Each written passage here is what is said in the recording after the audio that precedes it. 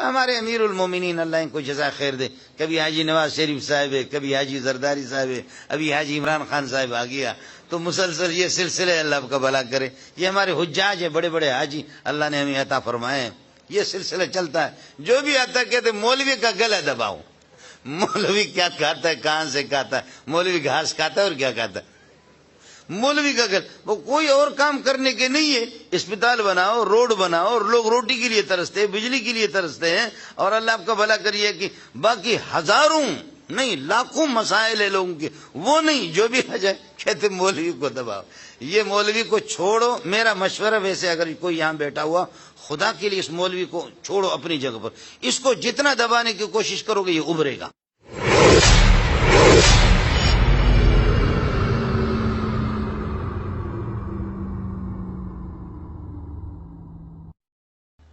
اعوذ باللہ من الشیطان الرجیم. بسم اللہ الرحمن الرحیم. اذا جاء نصر اللہ والفتح ورأيت الناس يدخلون في دين الله أفواجا فسبح بحمد ربك واستغفر إنه كان توابا. اللهم صل على محمد وعلى آل محمد كما صليت على إبراهيم وعلى آل إبراهيم إنك حميد مجيد. اللهم بارك على محمد وعلى آل محمد كما باركت على إبراهيم وعلى آل إبراهيم إنك حميد مجيد. اس حال میں تشریف فرما علماء کرام اور محترم خواتین و حضرات، رات کافی بیت چکی ہے، اور جن حضرات نے پورے سال میں مولانا سے ترجمہ پڑھا ہے اور تفسیر پڑھی ہے، تو مولانا کے پرمغز اور جامع معنی تقریر کے بعد میرا بیان اور میرا درس میرے خیال میں آپ کو ایسے پھیکا پھیکا معلوم ہوگا کہ آپ بھی کہیں گے کہ پتہ نہیں، وہ جو عربی میں مشہور صوتہ عالی و جوفہ خالی، یہ جو طبلہ ہوتا ہے آواز تو اس کی دور دور تک، لیکن اندر سے وہ کھوکھلا بالکل خالی. مولانا کے درس کے بعد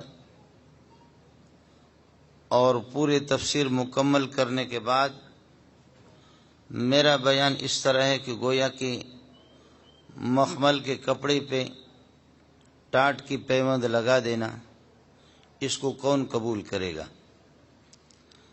تاہم چونکہ مولانا ہمارے ساتھ رہے جامع فاروقیہ میں، من و مجنون ہم سبق بودیم در دیوان عشق، او بسہرا رفت من در کوچہا رسوا شدیم. ترجمہ اس کا نہ کروں تو بس آپ خود ہی سمجھ لے. من و مجنون ہم سبق بودیم در دیوان عشق، میں اور مجنون ہم ایک ہی کلاس میں پڑھتے تھے، اور اب یہ ہو گیا او بسہرا رفت من در کوچہا رسوا شدیم، وہ جنگلوں میں چلے گئے اور میں ادھر رسوا ہو گئے. مولانا کی تشکیل کہیں اور ہو گئی، میری تشکیل کہیں اور ہو گئی. یہاں علماء تشریف فرما ہے اور مسئلہ تفسیر کا ہے. مولانا نے مجھے آج ہی بتایا کہ آخری 5 سورتیں، یہ 5 سورتوں کا خلاصہ تو میں آپ کو کیا بتاؤں گا. تفسیر کہتے ہیں اللہ کی مراد کو کسی کو بتا دینا کہ اللہ پاک کیا چاہتا ہے. تفسیر کا اصل معنی یہی ہے کہ کوئی آیت اور کوئی سورت، یہ جو سورت ہے میں نے آپ کے سامنے پڑھی، اور مولانا کی ہدایت بھی یہی تھی کہ یہیں سے میں شروع کر لوں. اذا جاء نصر اللہ، سورۃ النصر جس کو کہا جاتا ہے. حضرت عمر اپنے دور خلافت میں حضرت ابن عباس رضی اللہ تعالیٰ عنہما کو اپنی مجلس میں خصوصی طور پر لے جایا کرتے تھے، اور جہاں امیر المومنین اور خلیفۃ المسلمین تشریف فرما ہوتے، ان کے لیے جو مسند تیار کیا گیا تھا جس پر آپ تشریف فرما ہوتے، تو ابن عباس جیسے نوجوان کو اپنے پاس بٹھاتے تھے بدر اور احد میں شریک ہونے والے صحابہ کی ایک بڑی تعداد، معمر صحابہ، ان کو یہ اعتراض رہا. انہوں نے کہا کہ اللہ کے بندے، ہم بوڑھے لوگ بدری لوگ ہیں، بدر میں بھی شریک رہے ہیں، حدیبیہ میں شریک رہے، احد میں شریک رہے ہیں، حضرت اقدس صلی اللہ علیہ وسلم کے غزوات میں ایک بڑی تعداد میں ہم شریک رہے ہیں. یہ ایک نوجوان لڑکا ہے، اس کو آپ اپنے پاس بٹھاتے ہیں، لوگوں کو اس پر اعتراض ہے.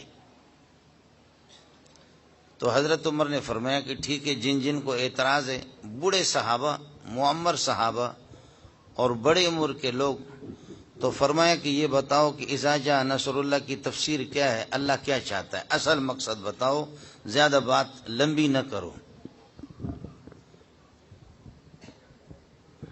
خیر تو ہے بھی.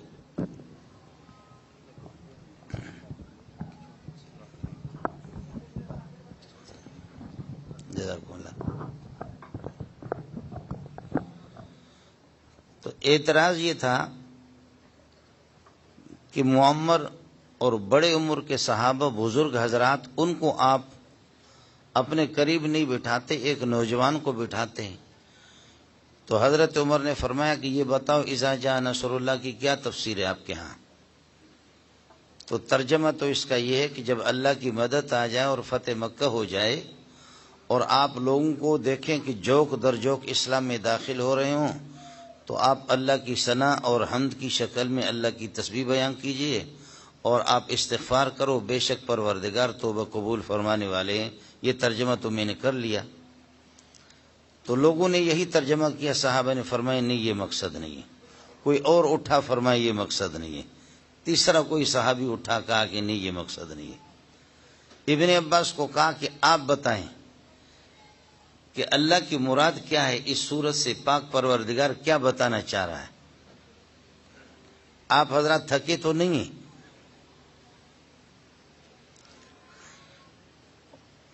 اس لیے کہ مجھے خود کھانے کا انتظار ہے. اور میرے ساتھ انہوں نے دھوکہ کیا. وہ حضرت حسین کو خلافت کے لیے جیسے بلایا گیا تو انہوں نے کہا کہ استاد جی اچھا کھانا کھلائیں گے، تو یہ کھانا میرے گلے میں پڑ گیا. آپ حضرات کو نیند تو نہیں آ رہی؟ تو فرمانے لگے کہ کسی صحابی نے کہا کہ اس میں استغفار کا حکم ہو رہا ہے، کسی نے کہا کہ اللہ کی نصرت کا وعدہ ہے، کسی نے کہا کہ فتح مکہ ہوگا. کیا کہا؟ ابن عباس کو کہا کہ ابن عباس یہ سارے کے سارے ہار گئے، آپ بتائیں کہ اس کا مقصد کیا ہے.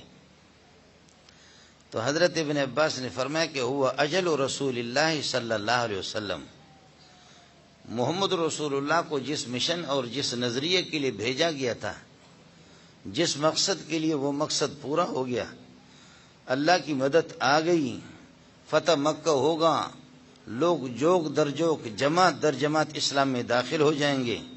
اب آپ کا مقصد پورا ہو گیا، جس مقصد کے لیے آپ کو بھیجا گیا تھا وہ مقصد دنیا میں آپ نے پورا کر دیا. اب اس ذلیل دنیا میں رہ کر کے کرنا کیا؟ اب ہمارے پاس آ جاؤ. اب اس دنیا میں آپ کو کرنا کیا ہے؟ فرمایا کہ ہو اجل رسول اللہ صلی اللہ علیہ وسلم. اب آپ دیکھیں کہ اس پوری صورت کے اندر حضرت اقدس صلی اللہ علیہ وسلم کے وصال کا کہیں بھی ذکر نہیں ہے. پوری صورت میں حضرت اقدس صلی اللہ علیہ وسلم کے وصال کا کہیں بھی ذکر نہیں ہے. اور مولوی بھی اوپر اوپر سے ادھر ادھر سے میرے خیال میں مارتے رہیں گے. ہم سے بھی اگر کوئی پوچھ لے، جب تک کہ کسی کی نگاہ نہ ہو، یہ تفاسیر والے بھی ادھر ادھر اس کی تفسیر میں یہ چیز لکھتے نہیں ہیں، جو اردو تفاسیر والے وہ بھی نہیں لکھتے. تو فرمایا ہوا اجل رسول اللہ صلی اللہ علیہ وسلم، یہ حضرت کے وصال کی طرف اشارہ ہے. حضرت عمر نے فرمایا دیکھا، بوڑھے صحابوں کو کہا اس کو کہتے مفسر، اس کو کہتے تفسیر. اور فرمایا کہ ابن عباس جو تیری رائے ہے وہی میری رائے ہے. اس کے ساتھ اگلی والی بات آپ کو بتا دوں. ایک دفعہ اسی طرح مجلس تھی، حضرت اقدس صلی اللہ علیہ وسلم اس مجلس میں تشریف فرماتے، صحابہ دائیں بائیں. تو حضرت اقدس نے ایک حدیث ارشاد فرمائی، ان اللہ خیر عبدا من عبادی بین ان یختار ما عند اللہ و بین ما یختار عند الناس. اللہ نے اپنے ایک بندے کو دو باتوں میں سے کسی ایک بات میں اختیار دی ہے، دو باتوں میں سے ایک کر لو۔ اللہ نے اپنے بندے کو اختیار دیا کہ چاہو تو اپنے دوستوں کے پاس رہو، ان کی رفاقت کو اختیار کر لو، اور چاہو تو ہمارے پاس آ جاؤ۔ بات یہ ہو رہی ہے نہ محمد رسول اللہ کا ذکر ہی نہیں ہے اس میں۔ اللہ نے اپنے ایک بندے کو، حضرت فرما رہے اللہ نے اپنے ایک بندے کو دو باتوں کا اختیار دیا، چاہو تو دنیا میں رہو اپنے دوستوں کے پاس، اور چاہو تو ہمارے پاس آ جاؤ۔ جب یہ بات آپ نے ارشاد فرمائی اور حدیث بیان کیا تو ابو بکر رونے لگے۔ مجلس میں ساتھی خوشی منا رہے ہیں اور ابو بکر رو رہا ہے۔ حضرت ابو سعید خدری فرماتے کہ میں نے دل میں کہا کہ اس بوڑھے بابا کو ہو گیا کیا، یہ کس بات پر رو رہا ہے؟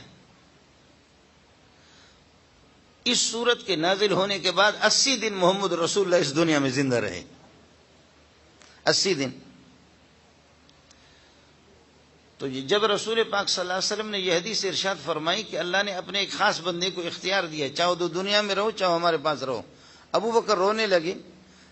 ہماری سمجھ میں یہ بات نہیں آ رہی تھی کہ ہے کیا، لیکن چند دنوں کے بعد حضرت اقدس صلی اللہ علیہ وسلم کا جب وصال ہو گیا، فکان ابو بکر اعلمنا، اب ہم نے ہتھیار ڈال دیا کہ سب سے بڑا عالم ابو بکر ہے۔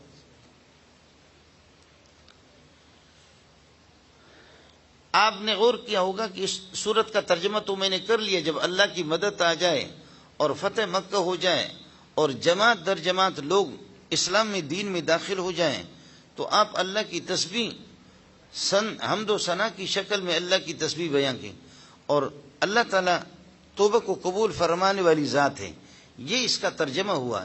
لیکن آپ یہ بھی دیکھیں کہ وَاسْتَغْفِرُوا، آپ استغفار کیجئے۔ استغفار جو ہوتا ہے وہ گناہوں کی مغفرت، کہ اے اللہ ہماری گناہیں بخش دے، ہماری معصیت اور ہماری خطاؤں کو، ہماری کوتاہیوں کو بخش دے۔ محمد رسول اللہ صلی اللہ علیہ وسلم کی کون سی کوتاہی تھی؟ آپ کے لیے تو اعلان ہو چکا کہ آپ بخشائے گئے ہیں، تو آپ کو کیا حکم ہو رہا کہ وَاسْتَغْفِرُوا إِنَّهُ كَانَ تَوَّابًا، آپ استغفار کیجئے گا۔ استغفار کہتے طلب مغفرت، بخشش چاہنا اور مغفرت کی بھیک مانگنا۔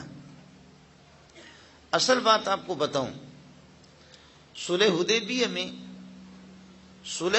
میں حضرت اقدس صلی اللہ علیہ وسلم نے جو کافروں کے شرائط بہت سے مان لیے، یہ بھی شرط تھی کہ اس سال آپ عمرہ نہیں کر سکتے، نہیں جا سکتے ہیں، احرام باندھے ہوئے، لیکن آپ لوگ واپس جائیں گے۔ حضرت عمر جوش میں آ گئے کہ اس طرح ہم واپس ہو جائیں گے، اور ھذا ما صالح علیہ محمد بن عبداللہ، ھذا ما صالح علیہ، اس پر صلح اللہ کا نبی اللہ کا نبی کر رہا ہے۔ کافروں نے کہا کہ نبی اللہ کو اس کو مٹا دو، ہم اگر آپ کو نبی سمجھتے تو پھر یہ کہ لڑنے کی ضرورت کیا تھی؟ ہماری اور آپ کی لڑائی جس میں ہزاروں اور سینکڑوں لوگ ضائع ہو گئے، یہ اسی بنیاد پر ہے، ہم آپ کو تو نبی نہیں مانتے۔ حضرت علی کے فرمایا کہ امحو رسول اللہ ہے، رسول اللہ اور نبی اللہ کا لفظ مٹا دو۔ حضرت علی نے فرمایا لا امحو کا، میں نہیں مٹاتا، مجھ سے یہ نہیں ہوتا، میں کیسے مٹا دوں؟ حضرت اقدس صلی اللہ علیہ وسلم نے خود دستے مبارک میں، آپ چونکہ امی تھے، لکھنا نہیں جانتے تھے، آپ نے دستے مبارک میں قلم لے کر کے خود آپ نے لکھا کہ محمد بن عبداللہ ھذا ما قاضى علیہ محمد بن عبداللہ علیہ الصلوۃ والسلام، یہ وہ تحریر ہے کہ، اور یہ وہ شرائط ہے جس پر محمد بن عبداللہ صلح کر رہا ہے۔ آپ نے رسول اللہ کا لفظ نہیں لکھا۔ حضرت عمر ناراض ہو گئے، اٹھ کر کے جذبات میں جا کر کے ابو بکر سے کہنے لگے السنا علی الحق وهم علی الباطل، ہم حق پر نہیں ہیں اور وہ یہ لوگ غلط نہیں ہیں۔ جب یہ غلط ہے تو ان کی ایک ایک بات مانی جائے۔ آپ سے بھی میری گزارش یہی ہے کہ دوائی تلخ تو ہوتی ہے، کڑوی ہوتی ہے، لیکن اس میں شفا ہوتا ہے۔ یہ دوائی وقتی طور پر تو کڑوی تھی، یہ دوائی وقتی طور پر کڑوی تھی کہ حضرت عمر رضی اللہ تعالیٰ نے بھی برداشت نہ کر سکے، لیکن حضرت ابوبکر نے فرمایا کہ وہ اللہ کے رسول ہے، وہ سب سے زیادہ جانتا ہے، اور ان کا لنک اور رابطہ اللہ کے ساتھ ہے، جانے دو۔ اور جب فتح مکہ ہوا، صلح حدیبیہ ایک مقدمہ تھا اور ایک پیشین گوئی تھی۔ صلح حدیبیہ کے بعد پھر فتح مکہ چند دنوں کے بعد جب ہو گیا، صلح حدیبیہ ہی میں تلخ دوائی ہم لوگوں نے پی لی، اور اس تلخ دوائی کے نتیجے میں اللہ پاک نے ہمیں فتح دے دی، فتح مکہ ہوا۔ اور مزے کی بات آپ کو بتاؤں، میرا گلا تو بیٹھ گیا ہے، یہ کوئی اور مولوی آپ کو سنائے گا، لیکن بخاری کی روایت یہ ہے کہ جب فتح مکہ ہو گیا تو محمد رسول اللہ صلی اللہ علیہ وسلم اپنی سواری پر مزہ لے لے کر کے پڑھتا تھا، اِنَّا فَتَحْنَا لَكَ فَتْحًا مُبِينًا اِنَّا فَتَحْنَا لَكَ فَتْحًا مُبِينًا لِيَغْفِرَ لَكَ اللَّهُ مَا تَقَدَّمَ مِن ذَنبِكَ وَمَا تَأَخَّرَ وَيُتِمَّ نِعْمَتَهُ عَلَيْكَ وَيَهْدِيَكَ صِرَاطًا مُسْتَقِيمًا۔ یہ نالائق مولوی آپ کو کیا پڑھ کر کے سنائے گا، میرا گلا بھی بیٹھ گیا ہے۔ حضرت اقدس صلی اللہ علیہ وسلم خود یہ سورت پڑھ پڑھ کر کے مزہ لیتا تھا، سواری پر تھے۔ یہ بخاری سنا رہا ہوں آپ کو، آپ شاید کہیں گے اخبار جنگ سنا رہا ہے، یا یہ کہ امت اخبار کی خبریں آپ کو نہیں سنا رہا ہوں۔ صحابی کہتے کہ جب رسول پاک کو جھومتے ہوئے ہم نے دیکھا کہ دوستو کہاں ہو جو آپ کہہ رہے تھے کہ ہم پسپائی میں جا رہے ہیں، آپ یہ پسپائی کیوں اختیار کرتے ہیں، آپ یہ پسپائی کیوں اختیار کرتے ہیں، یہ کمزوری کیوں دکھاتے ہیں، اور یہ اس طریقے پر یہ ہے کہ ہم اپنے آپ کو کیوں نیچا دکھائیں؟ تو آج آپ مزے لے لے کر کے سواری پر کرے اِنَّا فَتَحْنَا لَكَ فَتْحًا مُبِينًا اِنَّا فَتَحْنَا لَكَ فَتْحًا مُبِينًا۔ صحابی کہتا ہے کہ جس وقت حضرت جھوم جھوم کر کے یہ پڑھ رہا تھا تو نبی کا کوئی گناہ نہیں ہوتا، نبی معصوم ہوتا ہے، استغفار گناہ کے لیے کیا جاتا ہے۔ یہاں جو الزام تھا کہ آپ نے پسپائی اختیار کیا، اس الزام کو اللہ پاک نے دھو ڈالا۔ لِيَغْفِرَ لَكَ اللَّهُ مَا تَقَدَّمَ مِن ذَنبِكَ وَمَا تَأَخَّرَ۔ سورہ فتح کے اندر بھی یہی ہوا کہ وہاں پر بھی ذنب کا لفظ، ذنب کہتے گناہ کو، کوئی گناہ نبی کا نہیں ہے۔ جو الزام جن لوگوں کی نگاہوں میں اس کو گناہ سمجھا جاتا تھا اور پسپائی، یہ نہیں ہوا۔ اب دیکھ لو، بات محمد کی ہوتی ہے۔ نتیجہ یہ نکلا کہ صحابہ کی ایک جماعت جوش میں تو آ گئی، لیکن وہ بھی ہار گئے۔ آج مجھے اور آپ کو چاہیے کہ بہت سی چیزیں میرے اور آپ کے دماغ کے خلاف ہوں، لیکن ان کو ٹھوکر مارو، اور اپنا یہ ہے کہ اپنا اختیار باغ ڈور سب محمد کے ہاتھ میں دے دو۔ بات صرف اتنی سی ہے، اذا جاء نصر اللہ، اللہ کی مدد آ جائے، اس سے صلح حدیبیہ مراد ہے، والفتح، فتح مکہ ہو جائے۔ فتح مکہ جب آپ 10,000 کی لشکر لے کر کے جب داخل ہو گئے، فرمایا لڑیں گے نہیں، لیکن کوئی مزاحمت پر نہ آ جائے۔ کوئی اگر مزاحمت پہ آ گیا تو اس کی خیر نہیں ہے۔ ہم لڑنے کے لیے نہیں آئے، قتل و قتال کے لیے نہیں آئے، لیکن یہ کہ وقت یکساں نہیں رہتا، سن لے ظالم، خود بھی رو پڑتے اوروں کو رلانے والے۔ وقت یکساں نہیں رہتا، سن لے ظالم۔ جس وقت مکے سے دھکا دے کر کے محمد رسول اللہ کو نکالا گیا، بیت اللہ کو دیکھ کر کے حضرت اقدس صلی اللہ علیہ وسلم کے آنسو آ رہے تھے۔ فرمایا کہ ما احبک وما اطیبک الیہ، اے مکہ تو مجھے کتنا محبوب ہے، تو کیسا پاکیزہ شہر ہے، لیکن اللہ میری قوم کو ہدایت دے دے۔ مجھے دھکا دے کر کے مدینہ مجبور کیا جا رہا ہے مدینہ جانے کے لیے، اور مدینہ کوئی رہنے کی جگہ نہیں ہے مولانا شفیق الرحمان۔ مدینہ جیسے بیکار علاقہ کائنات میں کوئی بھی نہیں تھا۔ اس کو مدینہ نہیں کہتے تھے، اس کو یثرب کہتے تھے۔ مدینہ جیسے بیکار علاقہ پوری دنیا میں، مولانا زربان بیٹھے ہوئے، علماء بیٹھے ہوئے، مجھے ڈر بھی لگتا ہے۔ مدینہ جیسے بیکار علاقہ پوری دنیا میں نہیں۔ ٹھیک ٹھاک صحت مند آدمی اگر مدینہ میں جاتا تھا نا تو وہ بھی بیمار ہوتا تھا۔ اب تو پلیٹیں لگ گئی، اب تو مثلا میرے خیال میں سبق تو نہیں ہونے چاہیے۔ مدینہ میں اچھا خاصا آدمی اگر جاتا تھا بیمار ہوتا تھا۔ جب مدینہ آپ گئے، حضرت ابو بکر اور حضرت بلال یہ حضرات جب گئے تو بلال کے وہ اشعار اگر آپ کو سناؤں تو آپ بھی روئیں گے۔ ابو بکر وہ رات کو خود اٹھ کر کے ابو بکر بھی روتا تھا کہ اے مکہ سے ہمیں کس طرح نکالا گیا، کس وبا اور بیماریوں کی جگہ پر ہم لوگ آ گئے، روتے تھے، باقاعدہ ان کے اشعار ہیں۔ تو رسول اکرم صلی اللہ علیہ وسلم نے باقاعدہ خود دعا فرمائی، اللہم انقل حماہا الی الجوفۃ، اے اللہ ہم مدینے میں آ گئے، اے اللہ اب مدینہ وبا اور بیماریوں کی جگہ نہ رہے، اس کی جتنی بھی بیماریاں جوفہ کے اندر منتقل کر دو۔ تو حضرت کی دعاؤں سے وہ ساری بیماریاں مدینے میں گئے، اور اس وقت اس وقت حافظ ابن قیم فرماتے ہیں کہ اللہ کی قسم بہت سے مریض دنیا کے بڑے بڑے طبیبوں نے ان کو جواب دیا کہ تمہارا علاج کہیں بھی نہیں ہے. وہ مدینے میں آگے اجوک کھجور کھاتے رہے اور آب زمزم پہ سورہ فاتح 7 مرتبہ پڑھ کر کے میں نے دم کر کے دیا. اس کے بعد ڈاکٹروں کے پاس طبیبوں کے پاس گئے, طبیب کہتے بیماری کا نام و نشان نہیں ہے. اب مدینہ جیسے صحت کے اعتبار سے کوئی جگہ ہی نہیں ہے. یہ حضرت کی دعا ہے.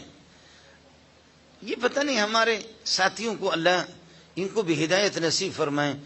کہتے کہ جی چمچ سے کھاؤ اور اللہ آپ کا بھلا کریے کہ جراثیم ہے, اور اسی طریقہ پر یہ ہے کہ ایک ساتھ نہ کھاؤ, ہر ایک اپنا پلیٹ الگ الگ لے لے. جراثیم کوئی جراثیم مراسیم نہیں ہے. حضرت نے دعا فرمائی, مدینے سے سارے جراثیم نکل کر کے چلے گئے. اللہم انقل الحمى الى الجوفۃ. یہ جراثیم مراسیم کا مسئلہ ہوتا تو تبلیغی سب سے زیادہ بیمار ہوتے, کوئی بیمار نہیں. ایک ہی بڑا سا تھال ہوتا ہے, 50 تبلیغی اس میں کھاتے, کوئی بھی تبلیغی بیمار نہیں. یہ بیمار ہوتے تو پھر مولوی بیمار. اس کو دیکھو کیا بیماری اس کو لگی ہوئی ہے. یہ حضرت اقدس صلی اللہ علیہ وسلم کی دعا ہے. اللہم انقل الحمى. جو لوگ چمچ سے کھاتے اور کہتے کہ جراثیم ہماری انگلیوں میں جراثیم ہے, ذرا ان کی شکل تو دیکھ لو اور ان کی صحت اور تندرستی دیکھو, جیسے بطخ ہوتا ہے بالکل اسی طرح ہوتے.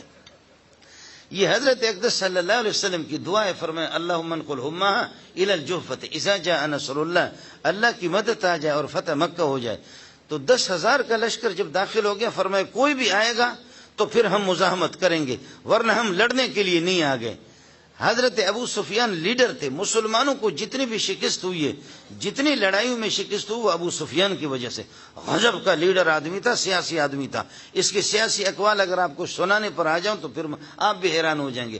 حضرت ابو سفیان ادھر بھاگا ادھر بھاگا, جا کر کے حضرت عباس جو نبی کے چچا تھے کہنے لگے کہ عباس آج محمد کی شیر تو جوش میں ہے, آج بچنے کی کوئی صورت نہیں ہے, لیکن میں لیڈر آدمی ہوں, چاہتا تو ہوں کہ اسلام قبول کر لوں. وَرَأَيْتَ النَّاسَ يَدْخُلُونَ فِي دِينِ اللَّهِ أَفْوَاجًا. آپ دیکھیں گے جماعت در جماعت بڑے بڑے لوگ بھی آئیں گے اسلام میں, لیکن میں آنا تو چاہ رہا ہوں, لیکن میری لیڈری تو برقرار رہے نا.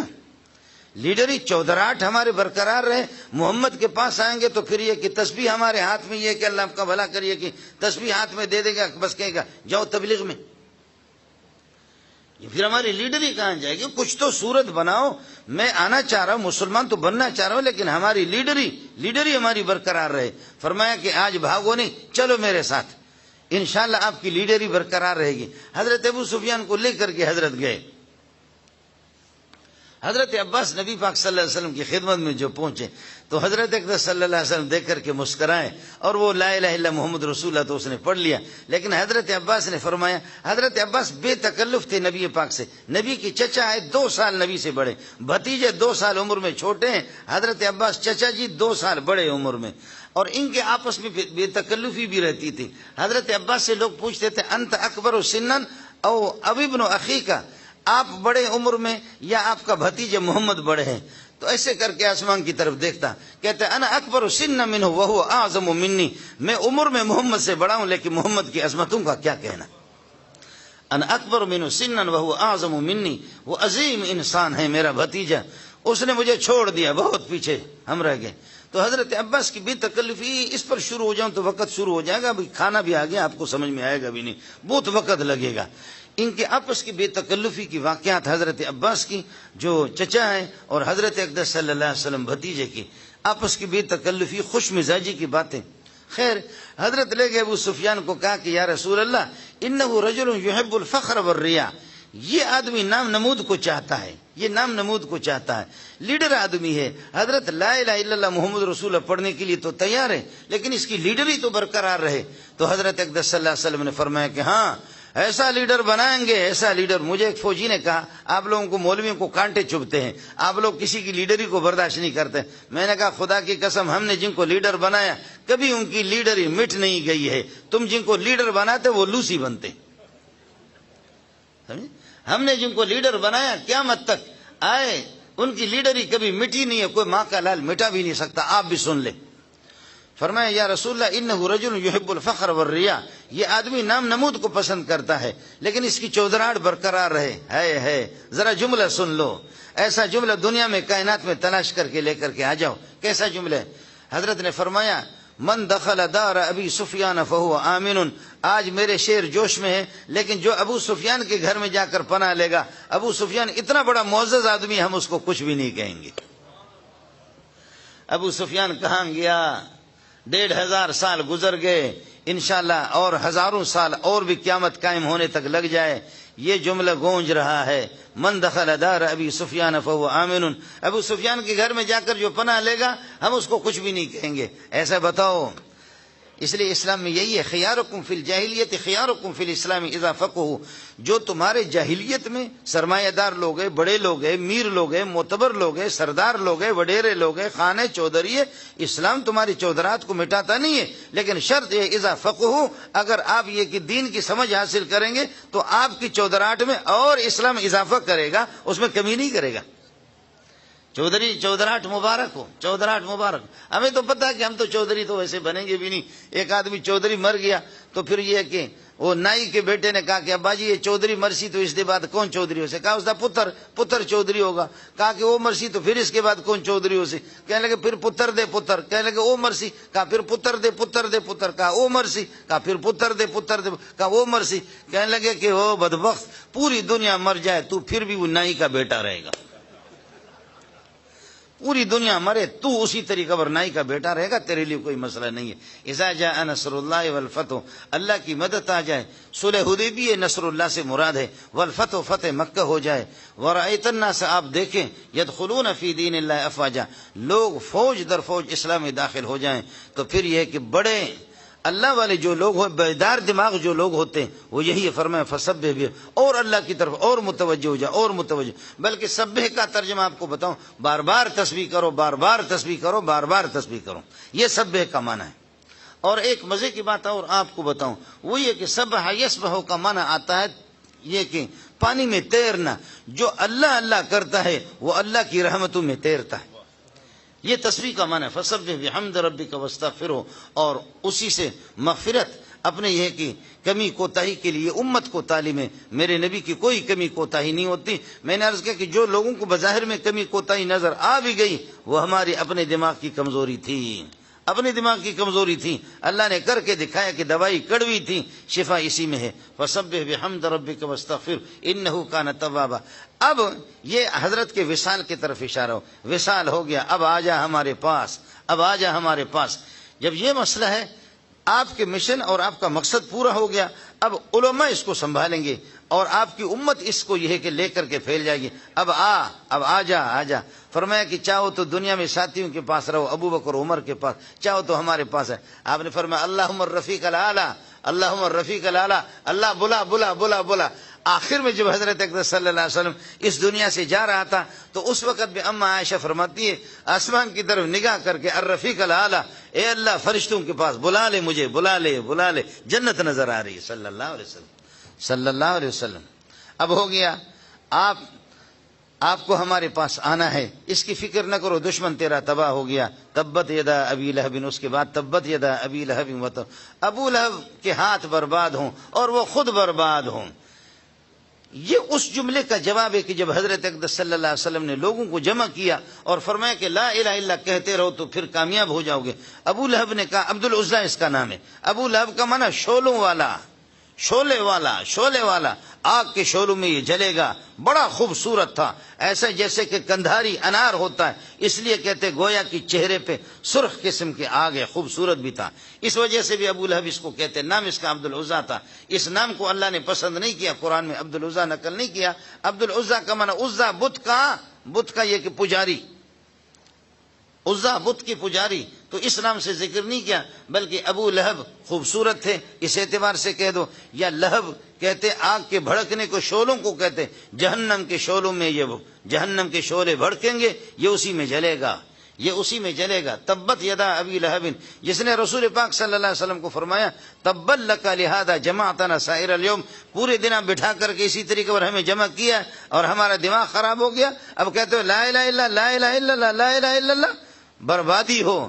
میرے رب کو میرے رب نے اس کا جواب خود دے دیا، تبت یدا ابی لہب، ابو لہب کے ہاتھ برباد ہوں، وہ تب وہ خود برباد ہو، ما اغنا عنہ مالہ، جو مال اس نے جمع کیا، وما کسب، جو جتنی کمائی کی ہے اس نے اس کو کوئی فائدہ نہیں دیا، سیصلی نارن، سیصلی نارن، ایک ایسی آگ میں داخل ہوگا کہ اس آگ کی حقیقت کا نہ مولوی منظور یوسف کو پتا ہے، نہ مولانا شفیق الرحمان کو پتا ہے، نہ سلیم اللہ خان کو پتا ہے، نہ اس آگ کا اللہ آپ کا بھلا کرے مولوی ظہر محمد کو پتا ہے، کسی کو بھی پتا نہیں، نہ مولانا تقی صاحب کو پتا ہے۔ یہ نارن کا ترجمہ عرض کر رہا ہوں، سیصلی نارن، ایسی آگ میں یہ داخل ہو جائے گا، اور ایسی آگ میں ذات لہب، وہ بھڑکنے والی آگ ہوگی، اس کے شعلے مست قسم کی آگ ہوگی، نار اللہ الموقد، اللہ کی آگ، التی تطلع علی الافئدہ، براہ راست دلوں پر اثر انداز ہوگی، براہ راست، تبت یدا ابی لہب وتب ما اغنا عنہ مالہ، یہ مال، یہ پراپرٹی، یہ اپنے مال کو خرچ کرتا تھا محمد رسول اللہ صلی اللہ علیہ وسلم کو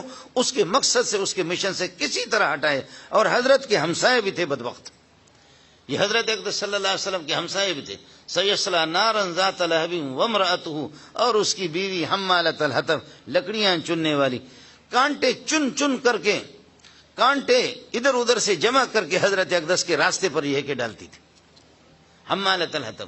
دوسرا یہ کہ حمالۃ الحطب، چغل خوری کرنے والی، بات کچھ ہے جا کر کے اس میں ملاوٹ کرتے کرتے کرتے جا کر کے لوگوں کو کیا محمد نے یہ کہا۔ حمالۃ الحطب یہ بھی ہے کہ لکڑیاں اٹھانے والی، مانا کانٹے کانٹے محمد رسول اللہ کے راستے میں بچھانے والی، یا یہ کہ چغل خوریاں کرنے والی، یا محمد کو نقصان دینے والی، سیصلی نارا ذات لہب وامرأتہ، اس کی بیوی بھی جہنم میں، ام جمیل ان کا نام ہے، یہ حضرت ابو سفیان کی ہمشیرہ تھی،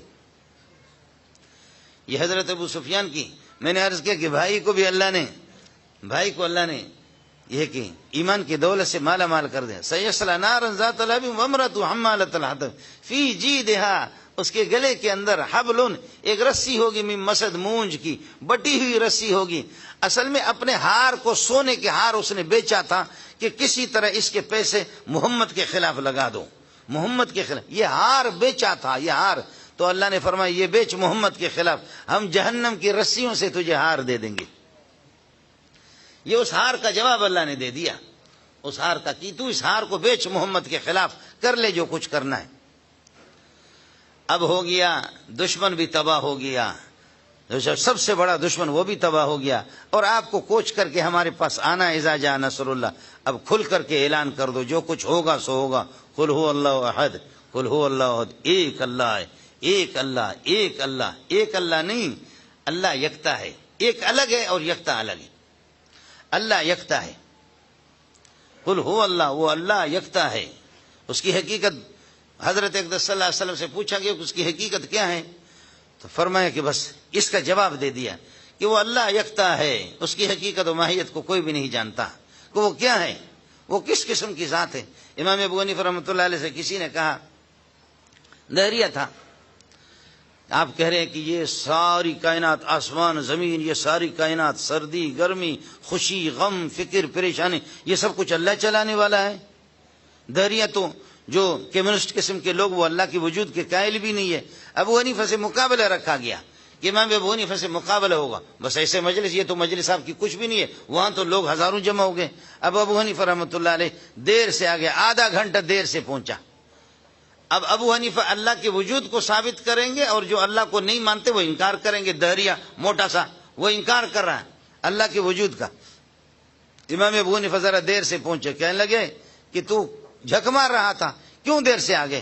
یہ تیری شکست کی دلیل ہے۔ کہنے لگے مجھے معاف کر دو، مجھے معاف کر دو۔ اصل مسئلہ یہ ہے کہ میں آیا اور کوئی سواری مل نہیں رہی تھی، درمیان میں ایک چھوٹا سا دریا ہے، ایک کشتی آ گئی، ایک کشتی خود بخود آ گئی، اس میں کوئی چلانے والا ناخدا اس کا نہیں تھا، وہ کشتی آ گئی میرے سامنے کھڑی ہوگی، میں اس میں سوار ہو گیا، چلتے چلتے کشتی نے مجھے کنارے پہ پہنچا دیا، بس اب آ گیا، ذرا دیر ہو گئی اس وجہ سے۔ کہنے لگے تیرا دماغ خراب ہے، کشتی بغیر ناخدا کے ڈرائیور کے بغیر چلے گی؟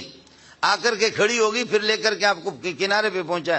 کہا کہ جب یہ کشتی بغیر ڈرائیور کے چل نہیں سکتی، یہ آسمان و زمین، یہ سورج اور چاند، یہ دریاؤں کا نظام تیرا باپ چلا رہا؟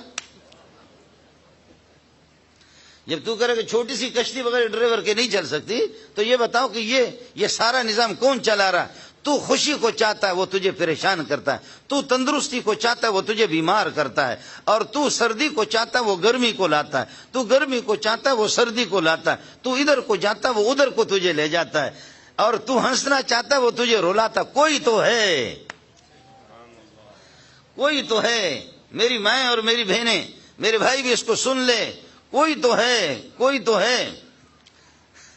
میں بلوچ آدمی ہوں، مجھے مولانا منظور صاحب کی اردو بھی نہیں آتی، یہ تو پتہ نہیں کیوں۔ ہمارے حضرت فرماتے ہیں، حضرت شیخ الحدیث اللہ غری کے رحمت کر دے، سلیم اللہ کی مٹی پہ قربان جاؤں، حضرت فرماتے ہیں اگر کسی مولوی کو ذلیل کرنا نو، کسی بڑے مولوی کو تقریر کرا دو، اس کے بعد اس کو لے جاؤ، یہ آٹومیٹک طور پر خود بخود ذلیل۔ یہ اس نے میرے ساتھ یہی سازش کی، مولانا منظور یوسف صاحب نے میرے ساتھ یہی سازش کی۔ آپ بات سمجھ رہے ہیں؟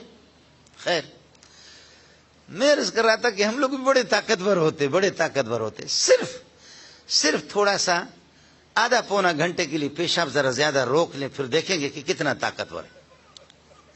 جب پیشاب آ جائے اس کو کوئی روک لے تو پھر دیکھیں گے کوئی روک نہیں سکتا۔ یہ حضرت سہنون بڑے بزرگ تھے، تو انہوں نے ایک دفعہ فرمایا کہ یا اللہ، اے اللہ، آپ نے ایوب علیہ السلام کو جو آپ کے نبی گزرے آپ نے آزمایا، بیمار کیا، اتنی بیماری میں اس نے صبر کی، ہم نبی تو نہیں ہے لیکن یہ ہے کہ پھر بھی صبر کریں گے، ہمیں تھوڑا سا آزماؤ۔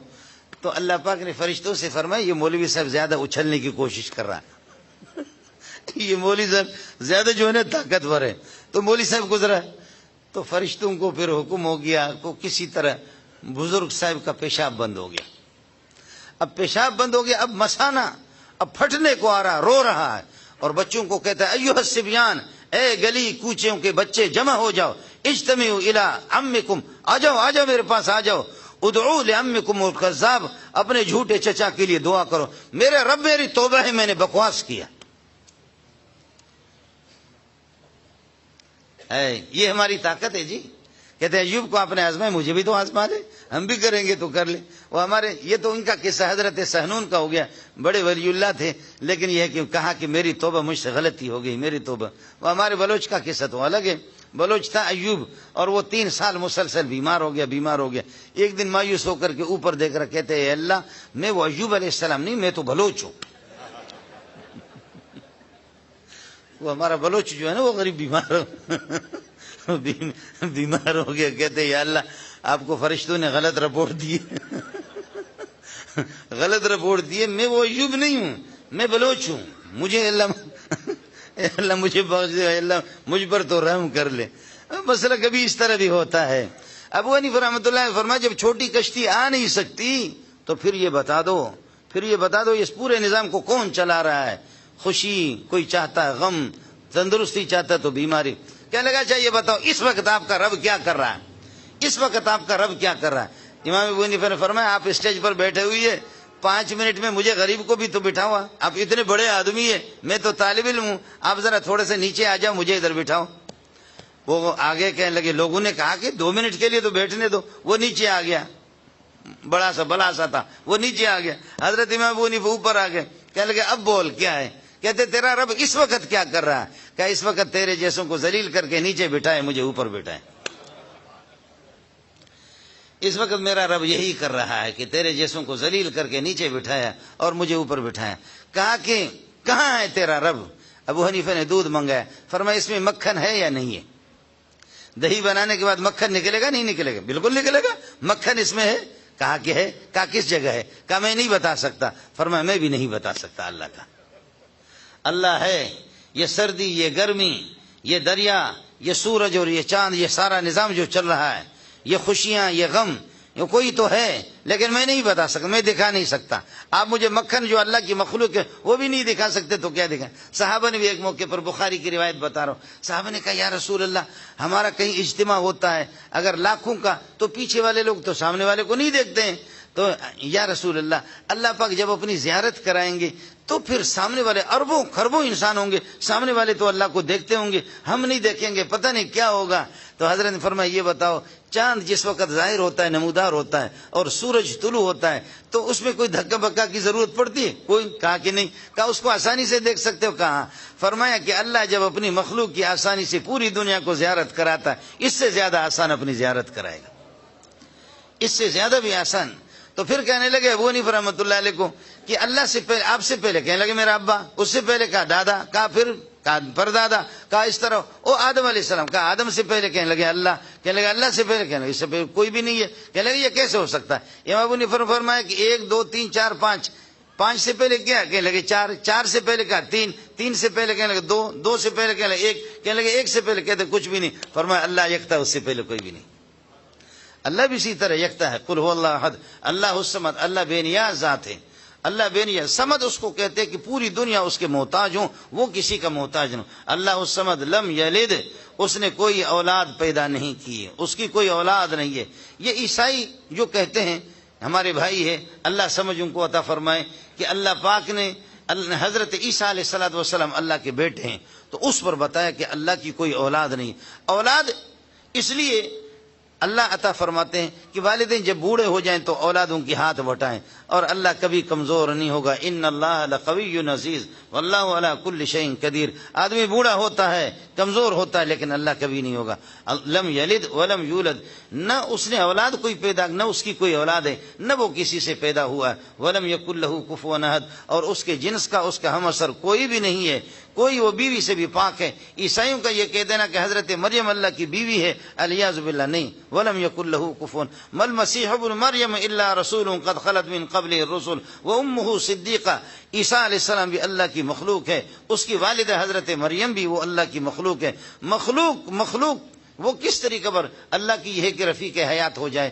اس لیے اس عقیدہ کی اصلاح کے لیے فرمایا لم یلد ولم. یہ میرے بھائی یہ ہمارا نظریہ ہے، قل هو اللہ احد اللہ الصمد لم یلد. اب نظریہ کا جب اعلان ہو گیا تو کہتے ہیں، ہمارے فارسی میں بھی کہتے ہیں چون تنگ آید بجنگ آید، آدمی اور کچھ نہ کر سکے تو پھر جادو کریں گے. اس لیے فرمایا جادو سے حفاظت کے لیے یہ ہے قل اعوذ برب الفلق برب الناس. یہ 2 صورتیں، پہلی صورت کے اندر یہ ہے کہ 5 آیتیں، دوسری صورت کے اندر 6 آیتیں ہیں.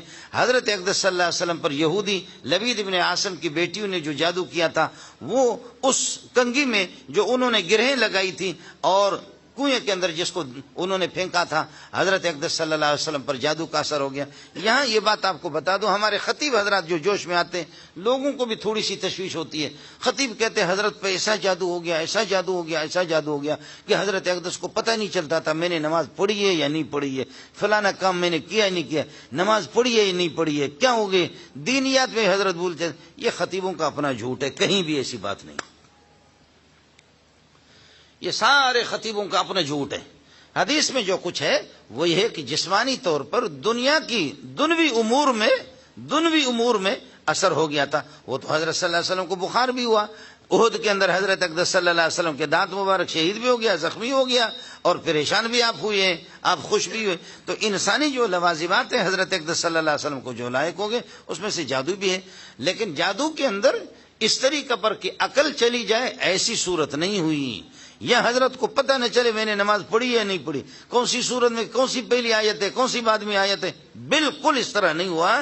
یہ لوگوں کو پھر تشویش میں ڈالا جاتا ہے. لوگ یہ سمجھتے ہیں کہ پھر اس دین کا کیا ہوگا، اس دین کا کیا ہوگا، یہ دین کیسے قابل اعتماد رہے گا جب محمد رسول اللہ پر ایسے اس قسم کا جادو ہوا. نہیں، اس قسم کا کوئی جادو نہیں ہوا. جسمانی طور پر آپ کو تکلیف ہو گئی، اور میں اپنے بھائیوں سے آپ کو بھی بتا دوں گا اور اپنی بہنوں کو بھی بتا دوں گا کہ نعمت مل گئی. قرآن ایک عظیم نعمت ہے، قرآن ایک عظیم نعمت ہے، اور توحید ایک عظیم نعمت ہے. اللہ نے آپ کو غلبہ عطا فرمایا.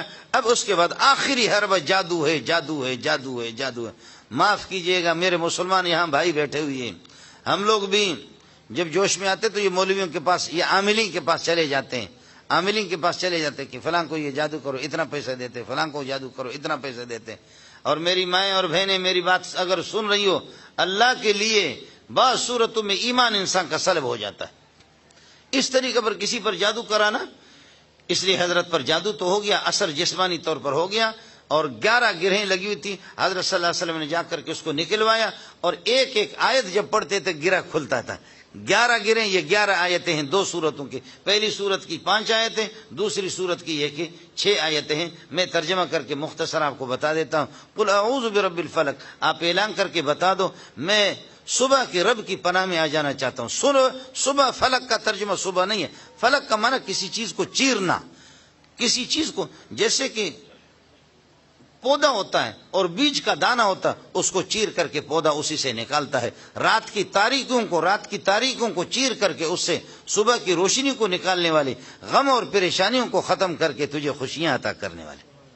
قل اعوذ برب الفلق من شر ما خلق، مخلوق کی برائی سے میں، جن کو اللہ نے پیدا کیا ان کی ہر مخلوق کے اندر بھلائی بھی ہے اور برائی بھی ہے، کھانا ہے، پانی ہے۔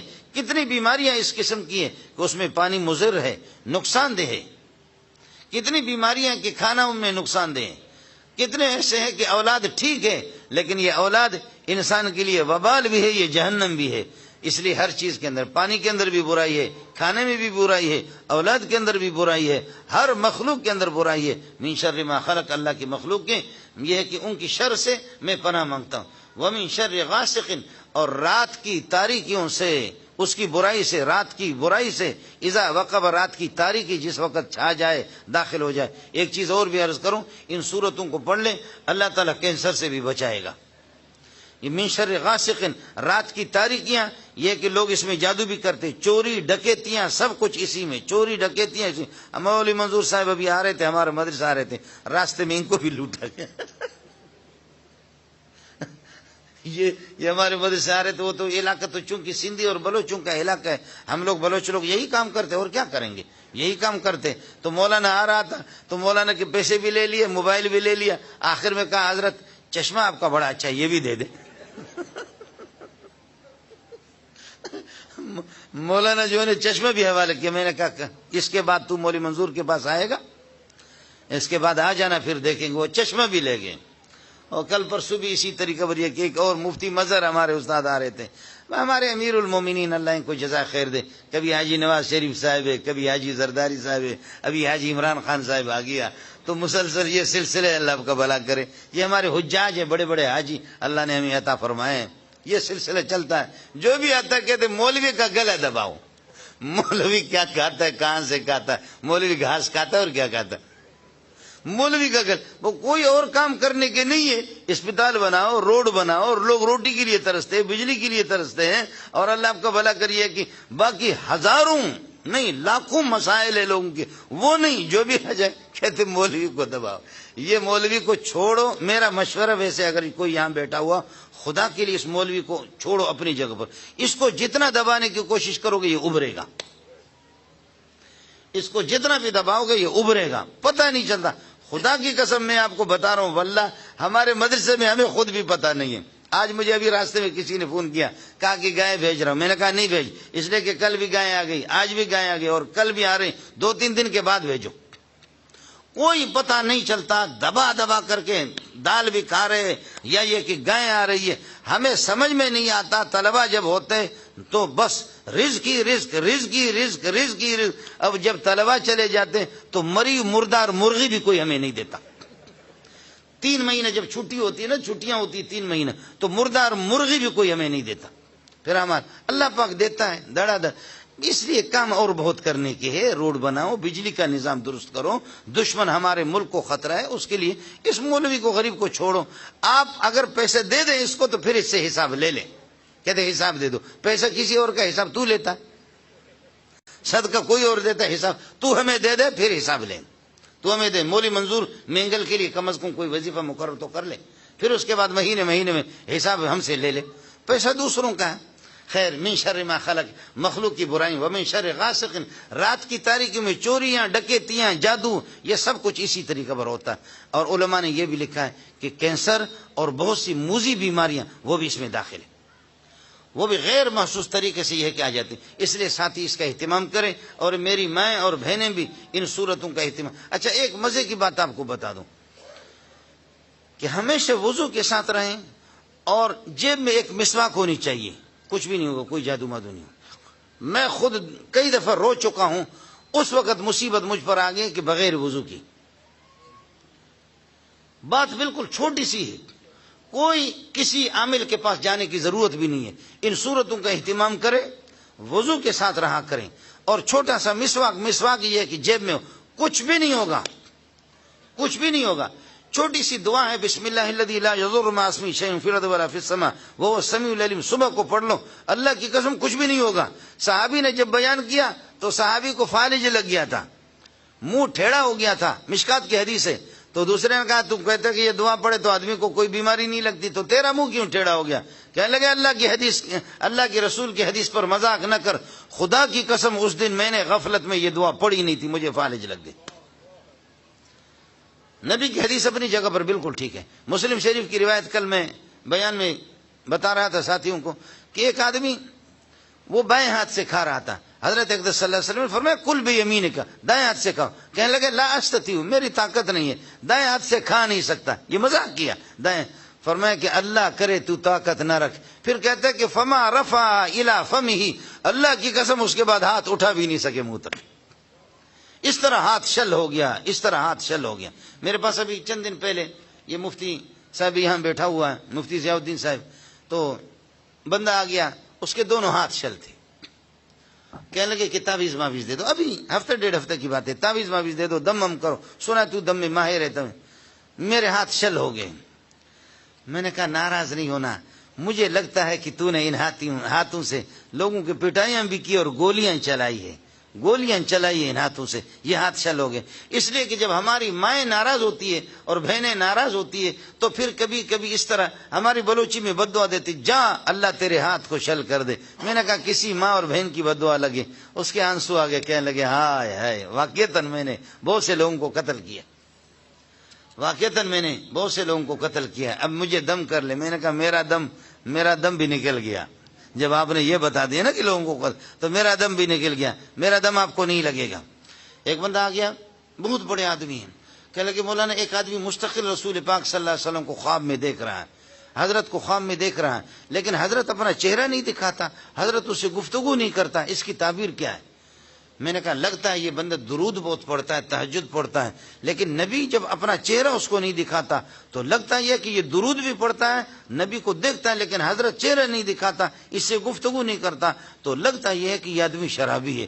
کہنے لگے کہ مولانا، رونے لگے، کہنے لگے مولانا دعا کرو، خدا کی قسم میں خود ہوں، دعا کرو، اس کے بعد لعنت بھیجتا ہوں شراب پہ، میں شراب نہیں پیوں گا. وَمِن شَرِّ غَاسِقٍ إِذَا وَقَبَ، اور رات کی تاریکیاں اس کی برائی سے کہ اذا وقب داخل ہو جائے. وَمِن شَرِّ النَّفَّاسَاتِ، ان عورتوں کی برائی سے کہ النَّفَّاسَاتِ فِي الْعُقَدِ، گروہ میں پھونک مارنے والی. ہماری مائیں اور بہنیں اور بیٹیاں ہماری فارغ ہو جاتی ہے، مرد حضرات چلے جاتے ڈیوٹی ملازمت پر، بس پھر عورتیں پھر یہی ہے کہ فلاں کو فلاں نے جادو کیا، فلاں کو فلاں نے جادو.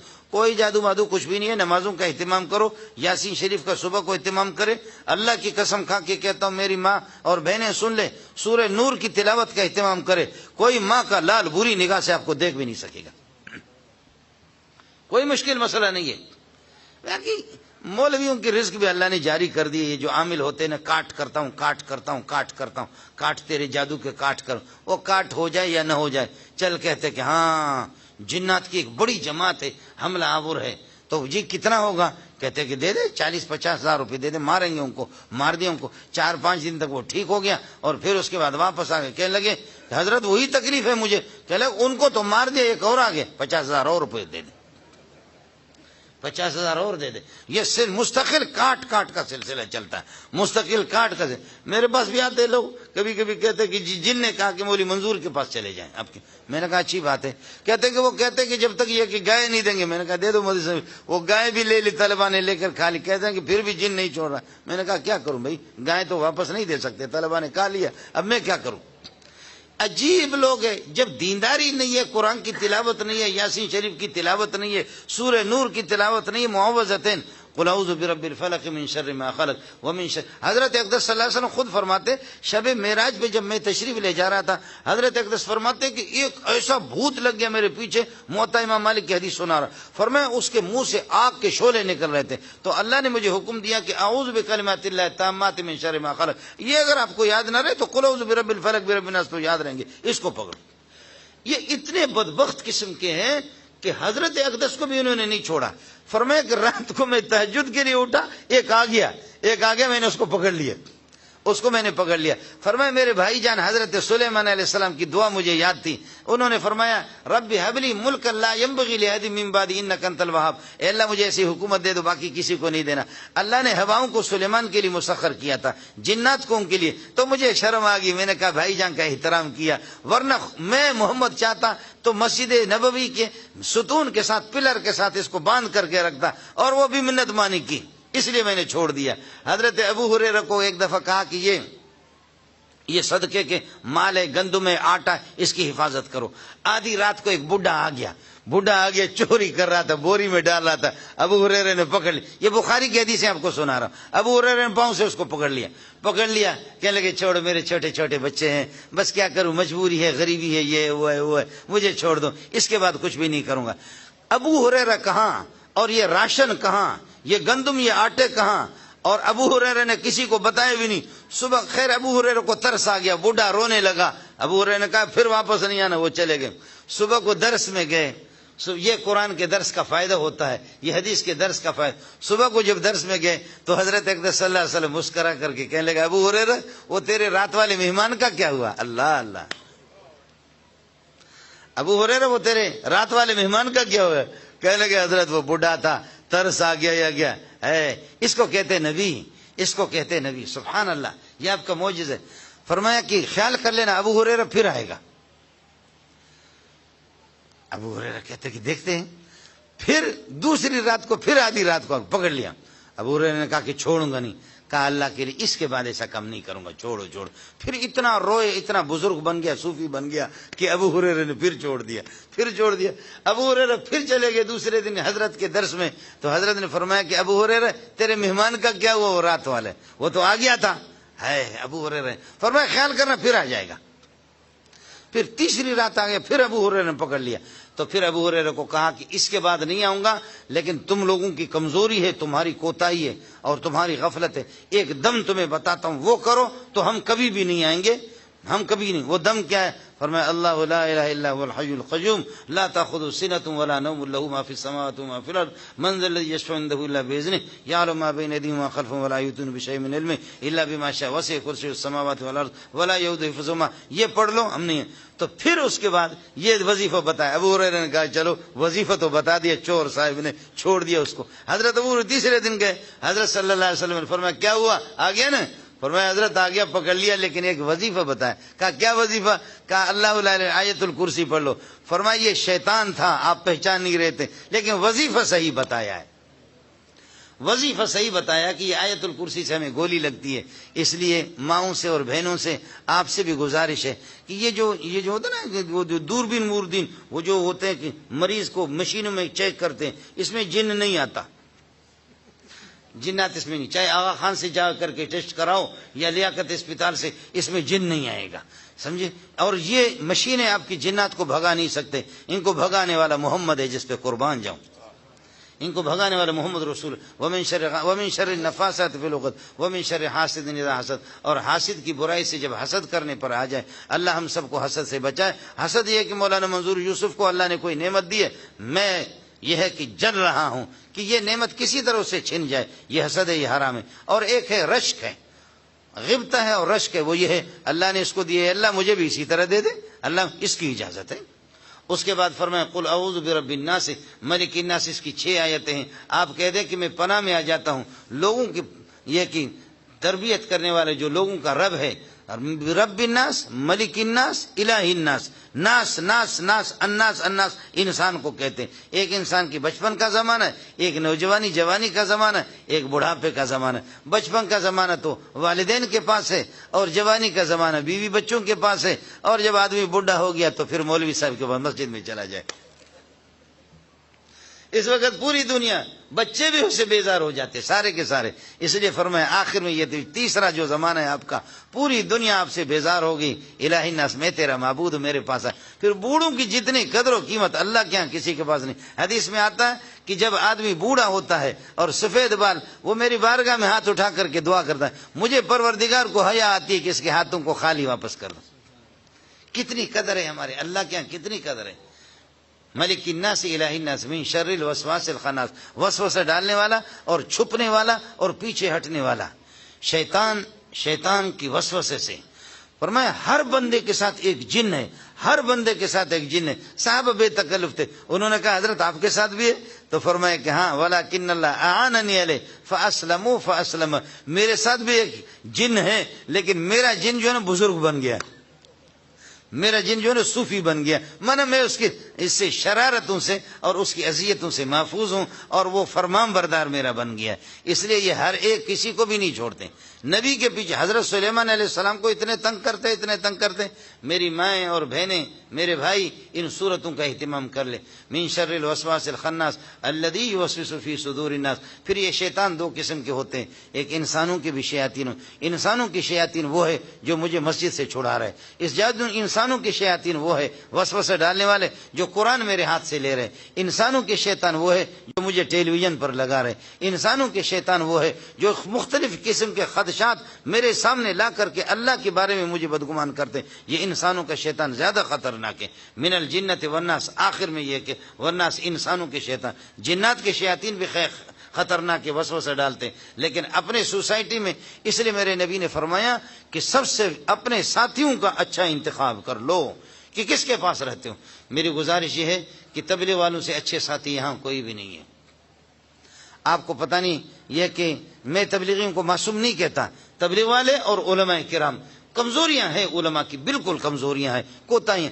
آپ یہ کہ آپ مولوی منظور مینگل کو ابو بکر کے ساتھ تولیں گے تو زیرو، مولوی منظور قربان جائے، مولوی منظور جیسے کروڑوں، میں منظور مینگل کہہ رہا، منظور یوسف نہیں کہہ رہا، منظور مینگل جیسے کروڑوں کو ابو بکر کے جوتے پہ قربان کیا جا سکتا۔ آپ اس طریقے اور مولویوں کو، مولانا شفیق الرحمان کو، آپ اللہ کا بھلا کرے، ابو بکر عمر عثمان کے ساتھ نہ تولے، ان کو تولے۔ یہ تین حاجیوں کا نام لیا، ان کے ساتھ تولے۔ حاجیوں کا جو نام لیا نا، آپ کو پتا ہے کہ کیا، پتہ نہیں ہمارا کیا ملک ہے، دعائیں قنوت کسی کو بھی یاد نہیں ہے، دعائیں قنوت کسی کو، 10 صورتیں بھی کسی کو، ان کے ساتھ موازنہ کرو۔ علماء کی کمزوریوں پر نہ جاؤ، کمزوریاں ہیں، کوتاہیاں، اللہ آپ کو جزائے خیر دے۔ آپ کسی عالم کی کمزوری اور کوتاہی کی نشاندہی کریں گے، اللہ ہمیں توفیق عطا فرمائے، علماء کو توفیق دے دے، وہ اپنی کمزوری کوتاہیوں کی اپنی اصلاح کر لیں۔ کمزوریاں کوتاہیاں ہیں بالکل ہے، لیکن آپ کے گھر میں جبریل نہیں آئے گا، میکائیل وحی لے کر کے نہیں آئے گا، اسرافیل بھی نہیں، انشاءاللہ اسرائیل آئے گا۔ میرے اور آپ کی رہنمائی کے لیے جبرائیل نہیں آئے گا، ہماری رہنمائی یہی علماء کریں گے، یہی تبلیغی کریں گے۔ اس لیے تبلیغی جماعتوں کے ساتھ جڑ جاؤ، اور درس قرآن کے دروس میں جو دروس ہوتے ہیں اس میں شریک رہا کرو۔ یہ قرآن ایک دریا ہے، قرآن ایک دریا ہے، 30 پارے، اس میں 30 جزیرے ہیں، اور ایک ایک آیت ان کے مستقل ہیرے ہی ہیرے ہے۔ اللہ آپ کا حامی ہو، اللہ آپ کا ناصر ہو۔ اللہ پاک حضرت اقدس کے مولانا منظور یوسف صاحب کی کاوشوں کو، مجاہدہ کو، ریاضت کو اپنے بارگاہ میں قبول فرمائے۔ میرے جن بھائیوں نے اور بہنوں نے باقاعدگی اور ہمیشگی، مداومت اور مواظبت کے ساتھ انہوں نے باقاعدہ درس کی پابندی کی ہے، اللہ ان کی جھولیوں کو بھر دے۔ میرے ٹوٹے پھوٹے کلمات کو اللہ اپنے بارگاہ میں قبول فرمائے، اور اللہ تعالیٰ آپ کے بیٹھنے کو اور آمد کو اپنے بارگاہ میں قبول فرمائے۔ وأقول قولي هذا وآخر دعوانا الحمد لله رب العالمين۔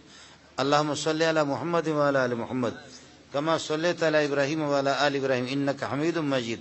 اللهم بارك على محمد وعلى آل محمد كما باركت على إبراهيم وعلى آل إبراهيم إنك حميد مجيد۔ اللهم احفظ جميع المؤمنين والمؤمنات والمسلمين والمسلمات من جميع الآفات والبليات۔ اللهم احفظ العلماء والمدارس والمعاهد الدينية كلها۔